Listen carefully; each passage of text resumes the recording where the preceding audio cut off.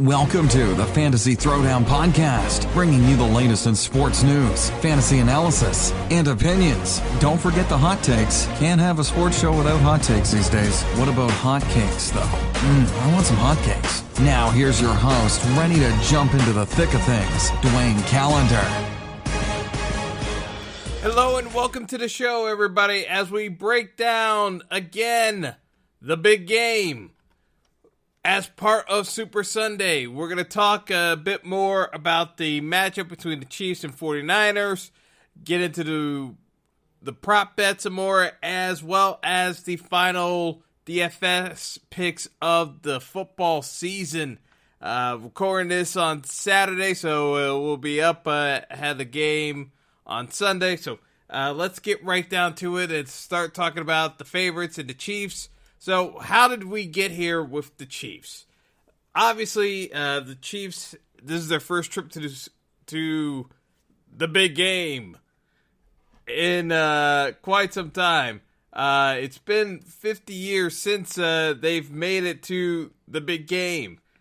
And, you know, amongst the accolades has been the fact that although the Chiefs are 14-4, this appearance essentially was a bit of a fluke considering how slow this team gotten off to a start. I mean, just a year earlier, Patrick Mahomes and the Chiefs were the number one seed in the AFC, only to drop a heartbreaking loss to the Pats in the AFC title game, in a game that they should have won. Let's be fair. D Ford lining off offside and negating the interception of Tom Brady derailed that game, and they never recovered. So let's talk about some of the injuries that caused some of the slow start to the Chiefs this year. They lost Tyreek Hill in Week 1 due to a shoulder injury, amidst all the other things that were going on with Tyreek Hill in the offseason. I mean, that's something that they've actually done a job of quietly sweeping under the rug in terms of the Chiefs in the NFL. I'm not going to dive into it because, frankly, we got too much other stuff to get into. But if you're telling me that Tyreek Hill has a chance to be the MVP of the game, I would say you bet the field on that one 1,000 times. There is no way Tyreek Hill is getting MVP honors. The league will find a way not to give Tyreek Hill MVP honors. I'm giving away one of the prop bets, but the field against Tyreek Hill is already minus 1,000, and honestly, it should be even minus 10,000 because of everything else that's gone on with Tyreek Hill this year. There's not a chance he wins NFL MVP honors for the game. It would honestly be the point of insanity for that to happen. But what are some of the other things that happened to the Chiefs? Sammy Watkins goes down with a hamstring injury in Week 5 against the Colts. Damian Williams and LaShawn McCoy both missed games from the running back position. In terms of the Chiefs starters, only Travis Kelce, their tight end, their center Austin Reeder, and right tackle Mitchell Schwartz started every game this year for the Chiefs. Also, when you factor in Chris Jones and Frank Clark, two of their best defensive linemen, missed games during the year, the Chiefs didn't start becoming a healthy squad until November this year. After losing to Tennessee in Week 10, they were 6-4 and needed a lot of help to run the table to get here. Again, the Pats dropping a game at home against the Dolphins in Week 17, as called by Kevin Harlan, who was calling the Chiefs game. I would play the YouTube clip of that, but the FCC has made sure to strike down all record of Kevin Harlan calling both games. But for those of you going out of your way to find it, look up Kevin Harlan's call in Week 17. It is certainly a classic. Anyway, going back through what the Chiefs have been able to do across the course of the year, if you compare their overall averages from an offensive and defensive standpoint, in terms of raw points, the Chiefs were 11 points better than an average NFL team. And if the Chiefs had been healthy the entire year, that number would probably creep up somewhere towards the 15-point range. Now, in terms of overall results, in terms of teams being better than average, Baltimore was the number one team, and it was by a considerable margin because the Baltimore, and far be it for me to point this out, but that was one of the strongest offensive squads put together in recent memory, as only the 2012 New England Patriots had a higher points per average over the rest of the average NFL field in that time span. So, Chiefs weren't number one. They weren't that far off of Baltimore. So, again, this is from an overall standpoint, you had a Chiefs team that was considerably up there. Now, it wouldn't be considered an all-time great team, but they would actually rank out better in terms of an overall team than both New England was last year and the Rams last year in that absolute bust of a matchup that we will not talk about at all, because that was incredibly painful to watch, as yours truly did multiple times as part of my research into things. But when you go through the numbers, the Chiefs' offensive rank, they were fifth in points at 451 points. Net pass yards ranked second. Yards per rush, 28th in the league at 4.2. Third down conversion, 47.3%, which was second in the league. Red zone TD percentage, 59%, which was 13th.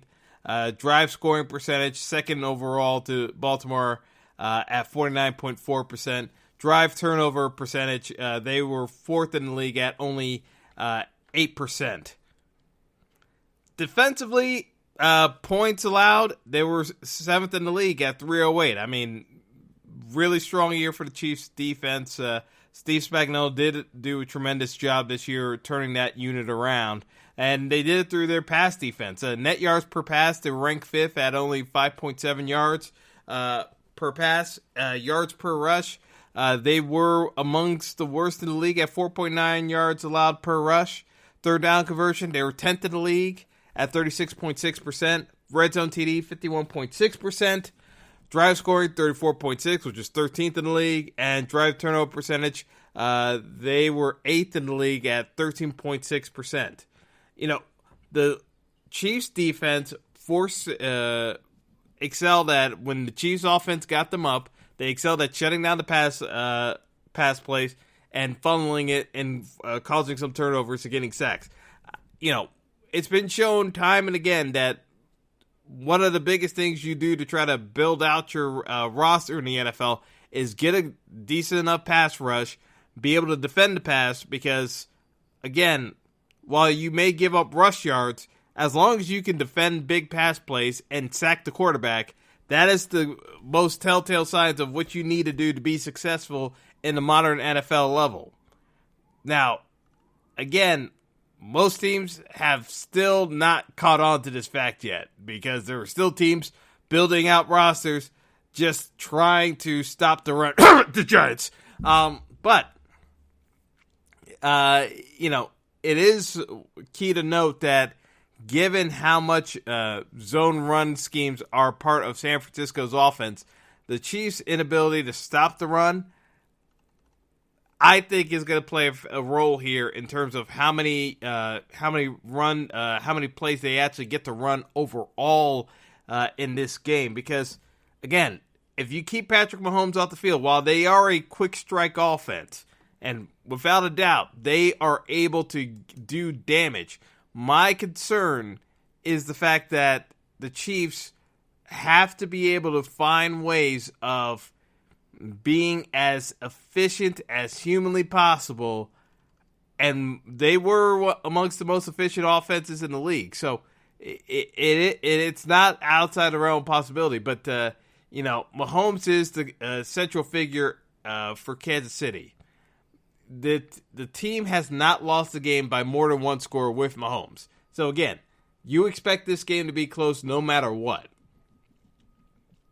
And the overall playmakers that Mahomes has, he's got the weapons in terms of Travis Kelce and Tyreek Hill.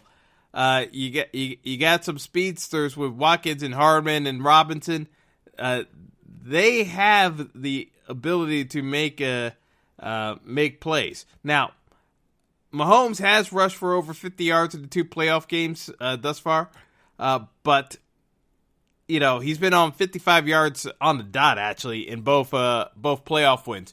But I still think that the Chiefs are going to need more from Damian Williams and LaShawn McCoy in terms of a run game with the game, because the way Sunday shapes up, I think San Francisco is still going to be able to get pressure on Mahomes. Now, will it be effective enough pressure? Because Mahomes is so good at getting rid of the football that he may still just do a ton of damage and still be under a ton of pressure. So, it's something to bear in mind, but I do think that it is something that you have to be on the lookout for, is how much, and again, I'm not saying run the ball up the middle. I'm just saying if you get a quick pass play out to McCoy and Damian Williams in space, that can function just as simply as a run play as well. They don't necessarily have to hand the ball off.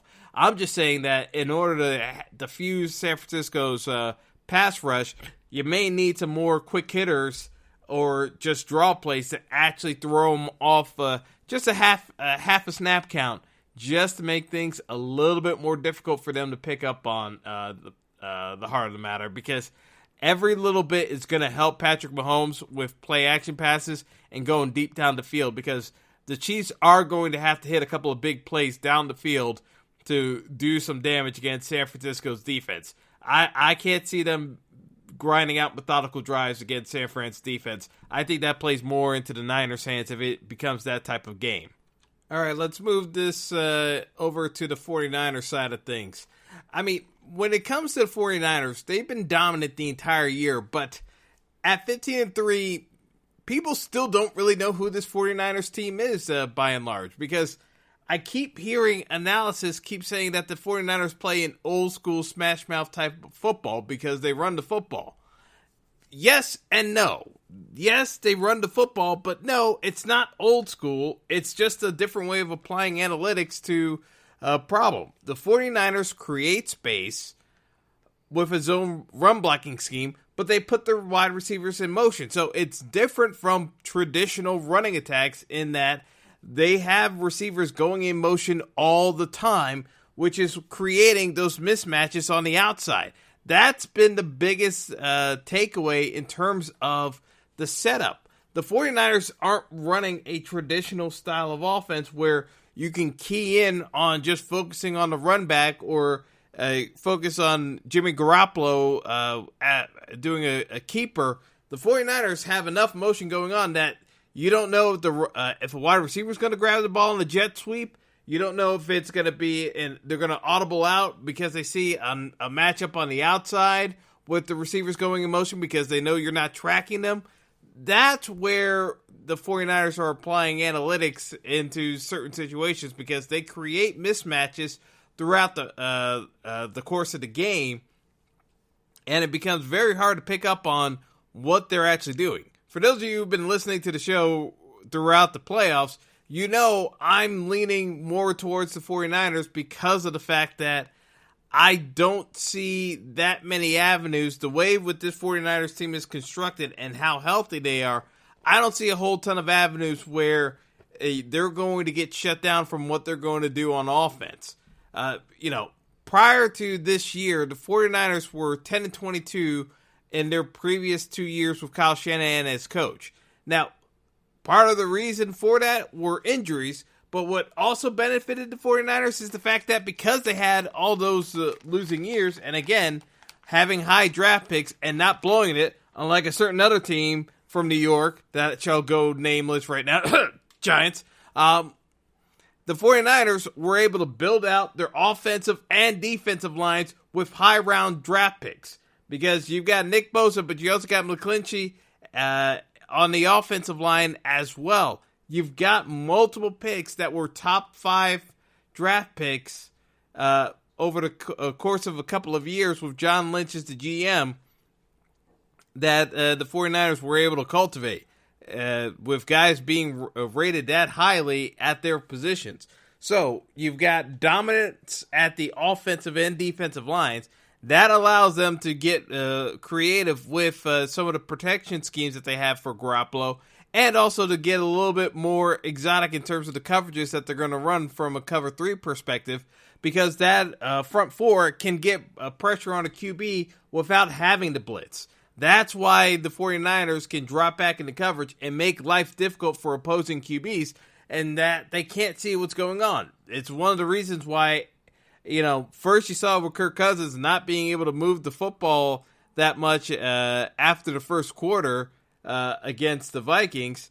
Cousins was rendered pretty much inert. And then against Green Bay, once Green Bay just keyed in on Devontae Adams in the first half, Aaron Rodgers looked lost out there trying to generate offense for a Green Bay team that was clearly overmatched by the physicality of the 49ers. They really had no answers for the regular season loss that they had, and it showed up in the conference championship game.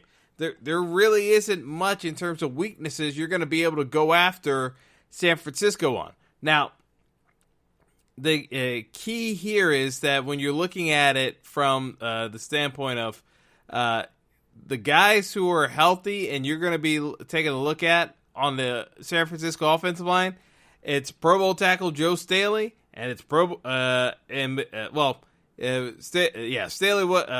Staley has been perennial Pro Bowler. McGlinchey's going to be a Pro Bowler. You've got one of the best blocking tight ends, if not the best blocking tight end in the game in George Kittle. It makes for a very difficult matchup because Kittle's going to be out there almost every play. You don't know when he's going to go out for a big pass play. They haven't needed to do much in terms of the passing game with Kittle because they've been so dominant running the football down everyone's throat. I can't see Kansas City coming up with a way of stopping San Francisco's run game unless it's an all-out sellout to stop the run, at which point it's going to open up the passing game for Garoppolo and Emmanuel Sanders and Deebo Samuel.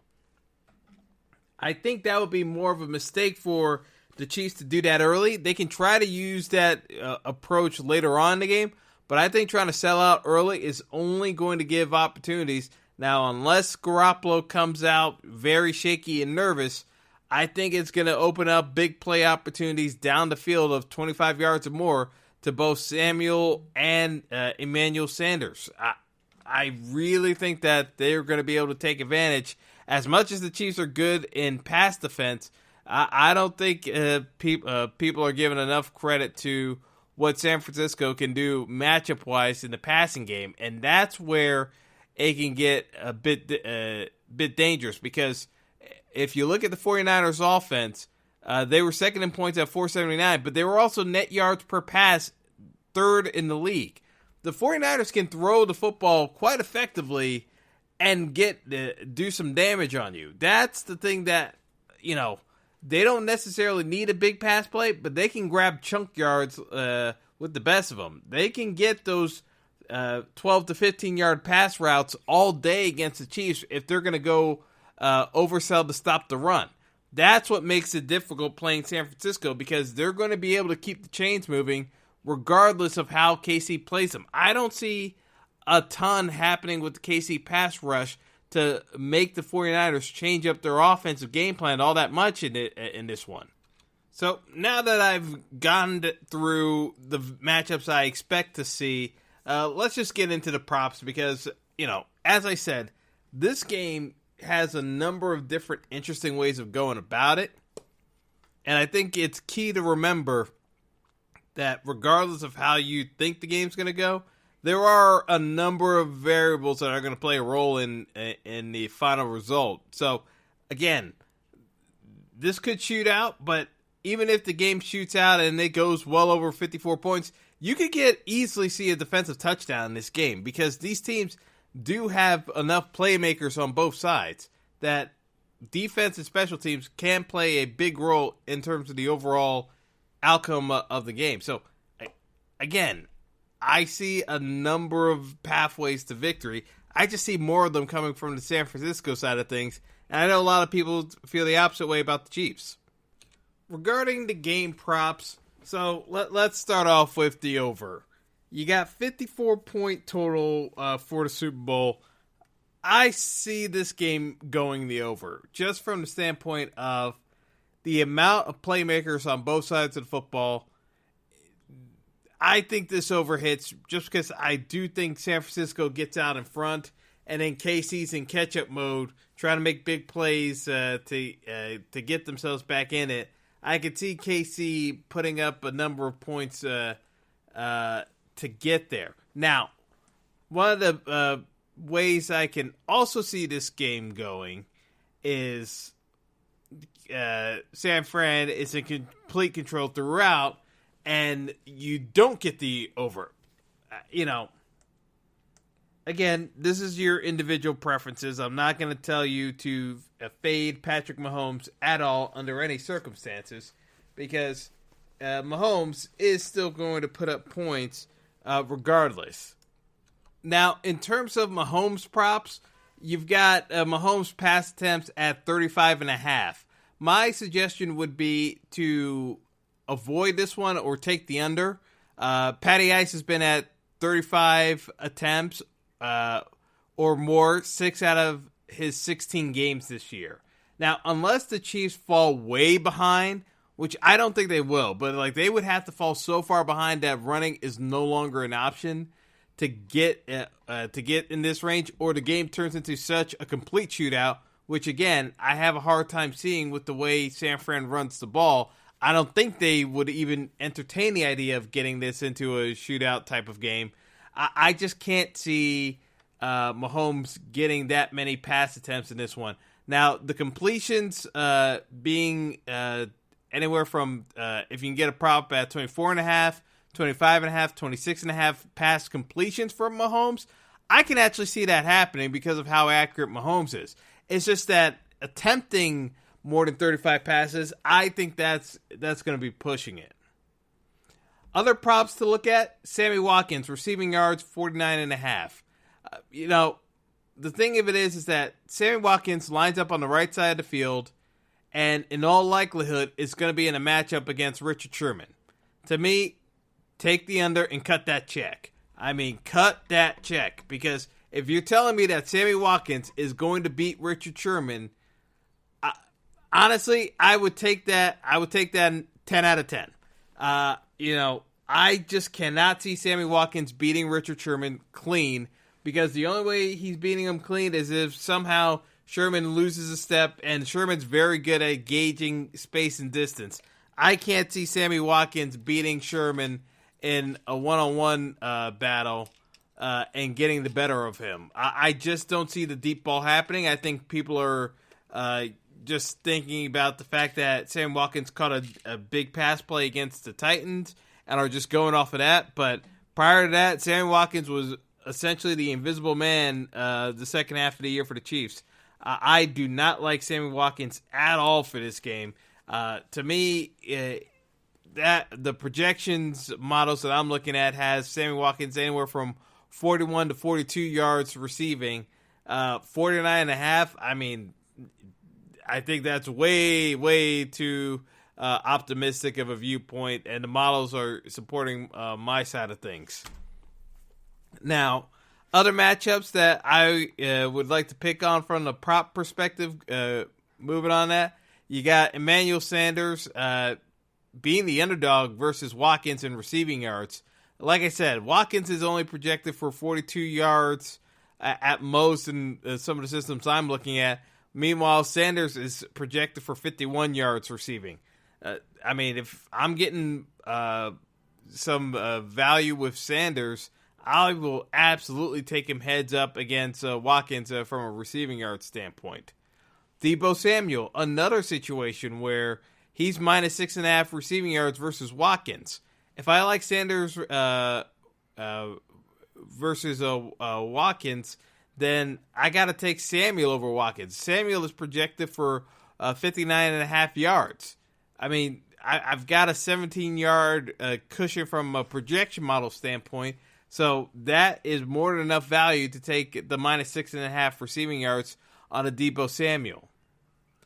Another prop that I would be interested in, Garoppolo throws a pick, minus 140. Even with a limited throwing sample size this year, for the playoffs, I should say, Garoppolo has thrown an interception in 11 of his 18 games this year. Now, the 49ers haven't had to rely on Garoppolo to throw in this postseason just because they've been so dominant running the football. But they are going to have to pass at some point. And, sure enough, there are going to be opportunities for Garoppolo to make a mistake. So I would take the chances at minus 140 that Garoppolo throws a pick. Now, for some props on the Chiefs, I like Travis Kelce. I like him quite a bit. Travis Kelce at 75.5 receiving yards. He's going to have multiple opportunities to get chunk yards against the 49ers defense running the cover 3.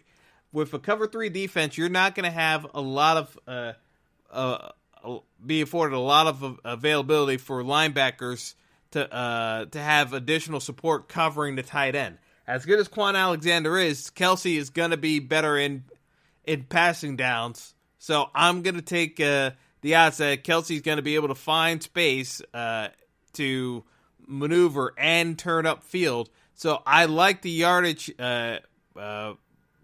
prop for receiving yards at 75.5. Now, do I think he's going to get the 6.5 reception yard prop on the over?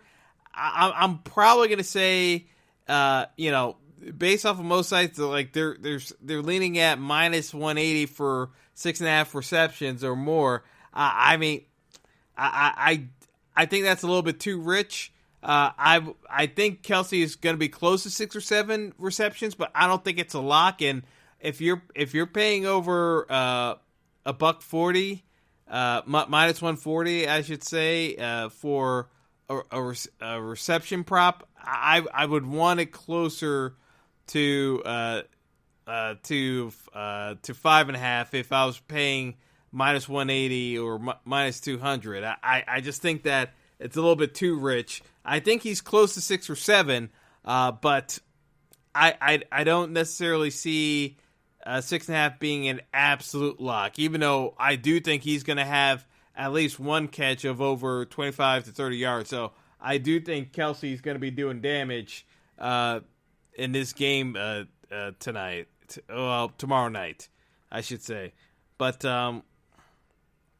as far as it goes, the sacks prop also something I'd be looking to target.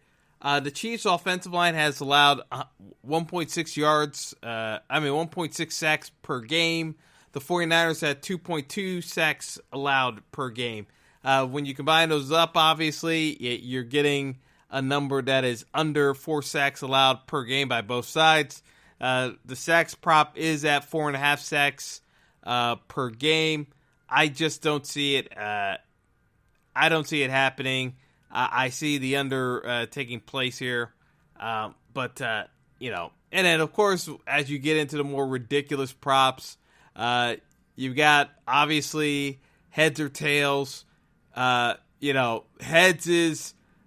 has prevailed in the last 3 49ers Super Bowls, which means absolutely nothing because literally it's a 50-50 coin flip. I mean, do what you want, folks, but there is no value to be gained out of some of those props. Demi Lovato singing the national anthem. The line for Vegas has the national anthem somewhere around 123.5 seconds. So that works out to just over 2 minutes and 3 or 4 seconds. Based off of her recent performances of the national anthem for Mayweather, McGregor, she was around 1:59 seconds. I mean, with it being the Super Bowl, could she go longer to accentuate certain words? Entirely possible. It is national TV, so there's always possibility of nerves kicking in or over embellishment. Number of things that can go into the national anthem prop, but I would, for the Super Bowl, I would usually stick with the over in terms of the length. Now, I mean, as far as halftime goes, I think Shakira singing Whenever, Wherever, that's basically a lock. I mean, that is her song. Does she twerk during the performance? Yes. Does J-Lo twerk during the performance?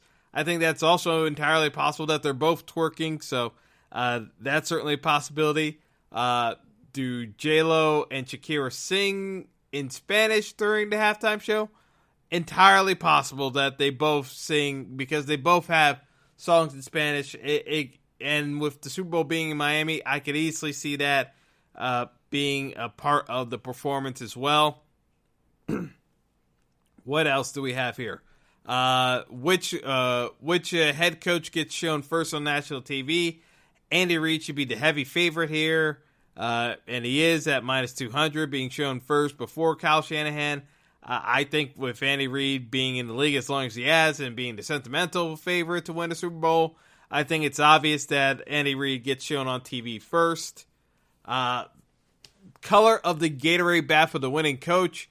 Honestly, this one is always a joke because it could be orange, it could be yellow. I mean, it just depends on which Gatorade container they grab first. They got all sorts of flavors, so I mean, it doesn't really, there's no inside track or edge in any of these colors. So, yeah, I don't really have a pick one way or another, but this is some of the inane prop bets that go on throughout the Super Bowl week, and most of the sports books have all these covered in some way, shape, or form, but those are some of the ones that I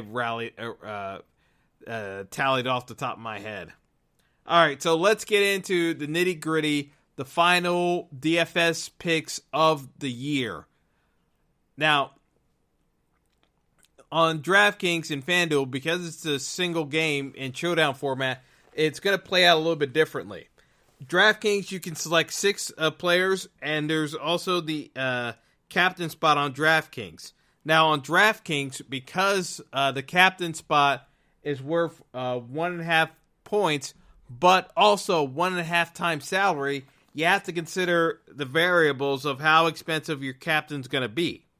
Now, one of the things that I look at here is the fact that with Jimmy Garoppolo's salary being as low as it is on DraftKings, this is a case where Garoppolo being only $8,000 in terms of overall salary out of a $50,000 budget on DraftKings, to me, Garoppolo is the lock play at captain on DraftKings. I don't see any way of getting off of this build where you're playing someone other than Garoppolo in the captain. I mean, yes, you can play Mahomes, but with Mahomes already being 12,600, it ties up your cap too much, and I'll tell you why. Because if at 12.6 in the flex spot, Mahomes is going to cost you 18,900 on DraftKings in the captain spot. That basically reduces you to playing Travis Kelce and then a bunch of really cheap Chiefs wide receivers, which I don't think is going to be necessarily an optimal play. I know a lot of people are going to be playing Mahomes anyway in the captain, and our goal is to beat the odds and beat the rest of the pool. So my suggestion would be play Jimmy Garoppolo in the captain. It's set you back 12,000, and if the game plays out where the Chiefs oversell to stop the run, it's gonna open up those avenues, as I talked about, of passing down the field. So you're going to get opportunities for George Kittle to do damage in the receiving game, as well as Emmanuel Sanders and Deebo Samuel. I think those are all viable options. So in my build, I've got Jimmy Garoppolo with George Kittle and Emmanuel Sanders.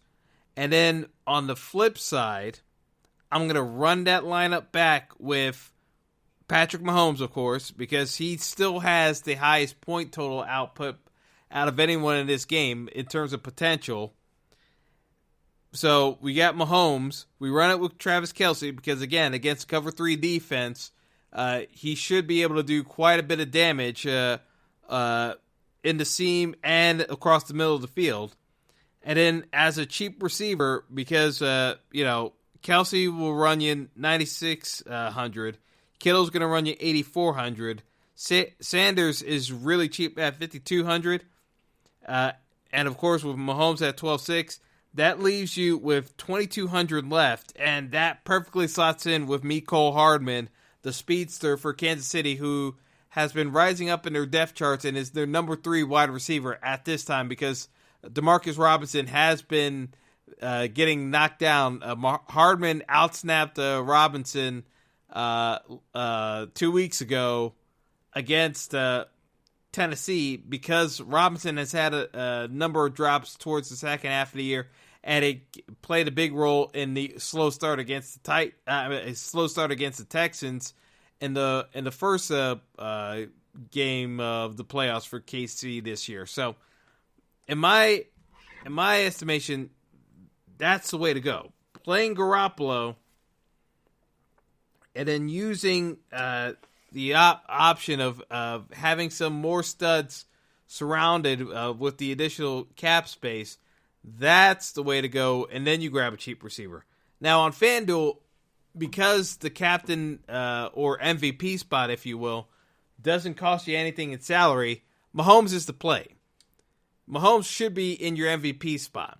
The problem is, with Mahomes in your MVP spot, there's not a whole lot of ways we can differentiate the lineup versus everyone else in the field. But to me, getting cute and trying to finagle something where you're going to outsmart everybody, I just think is a suboptimal way of playing this. I think you need to be playing Mahomes, and that's just the long and short of it. So, Mahomes should be the play here. I'm still playing Kelce. Mahomes is going to cost you $16,000 in FanDuel salary. FanDuel salaries obviously are always going to be higher, even though it's $60,000 in a budget. Everyone's priced much higher, so it's $16,000 for Mahomes. It's $12,500 for Kelce. Now, I would play Garoppolo. Here's why. I still think that at the end of the day, San Fran is going to be throwing the football more than people are expecting. I know people are going to jam in Mostert, and Mostert's going to run you $13,500. When you're playing Mahomes and Mostert together with Kelce, there's not a whole lot of options left that you can play. So one of the things that I would like folks to do would be playing some kickers. You can do it on DraftKings as well, but I think it makes more sense on FanDuel, where you're a little bit more constrained in terms of the budget with the pricing. Robbie Gould or Harrison Butker. Gould will run you $9,000. Butker's at $9,500. The thing of it is that they're more guaranteed points floor than any of these cheap receivers. So the Harmons, the DeMarcus Robinsons of the world, the Kendrick Bournes of the world, that you need a touchdown to make a truly value. I would just take one of the kickers. So in this instance, you've got a lineup where you got Mahomes in the MVP spot at 1.5 points. You got Kelce in the flex, Garoppolo in the flex, Robbie Gould, and then that leaves you room to fit in Deebo Samuel. Again, I'm looking at it from the perspective of San Francisco should be able to throw the ball down the field against KC because they're all out trying to stop the run. Now, are they going to be incredibly successful throwing the football? No, but I do think that it's going to be better than what people are giving them credit for, and I think it would be a case that, the Chiefs are going to be willing to give up some of these passing plays to Garoppolo because long-term they think that them being able to grind out with the run is the number one deterrent they have to avoid in order to secure the victory here. Because if the Niners can control the clock and just grind it down, that means fewer pass attempts for Mahomes in that offense and cracks at getting sixes on the board with touchdowns. As long as San Fran's grinding the clock with the run, they can't do that. So they're going to try to oversell to stop the run and force Garoppolo to throw down the field to beat them. And hopefully they're hoping that it'll stop the clock enough to give them more possessions in the field.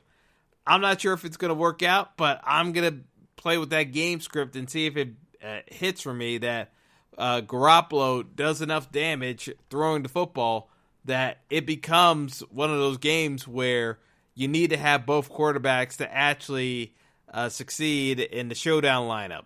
I don't think a lot of people are going to be playing Garoppolo today, so I think that's where the edge is going to come in on both DraftKings and FanDuel. So that's the way I see this lining up in terms of a DFS perspective. Yes, you can go with the running game options for the Chiefs and 49ers, but realistically, I do think that these teams are going to try to throw to get some bigger pass plays, and with that happening, I would rather take the benefits of having those pass catchers in there. And if it doesn't pan out, then it'll be sounding a little bit like this during the game. What are we doing? Because I will be sunk if we don't have a lot of passing going on in this one. I just feel as though, San Fran will be able to mix it up enough that they're running the football, but they're throwing more than people are giving them credit for. And that's how they kind of get the victory, by catching KC a little bit off guard, even though KC is game planning to force San Fran to get the ball out of Garoppolo's hands as quickly as possible. So that's all I got for now. Enjoy the games, everyone. For those of you who are Fios customers and have an updated set-top box, I want to give a quick mention that there will be a high-definition 4K broadcast of the big game on Fios channel 1489 here in New York City. It will vary by your various providers, but Fios is doing it. A couple other carriers are doing it. I know in Canada it's been a regular thing for the big game to be broadcast in 4K, but this is the first year domestically it's happening in the U.S. So, DirecTV, believe, also has it as well. So for those of you with who are Fios customers, like I am, I'll be recording on my box. I know some of my friends who I'll be watching the game at, they have 4K setup, so pretty cool to check out. So it's it's the 4K based channel for Fios customers. So keep your eyes peeled for that and watch it in 4K if you have a 4K TV. So that's all for now. Enjoy the game, and let's see if we get a good one, because after last year, we are owed a decent game. That's all for now. Best of luck, folks.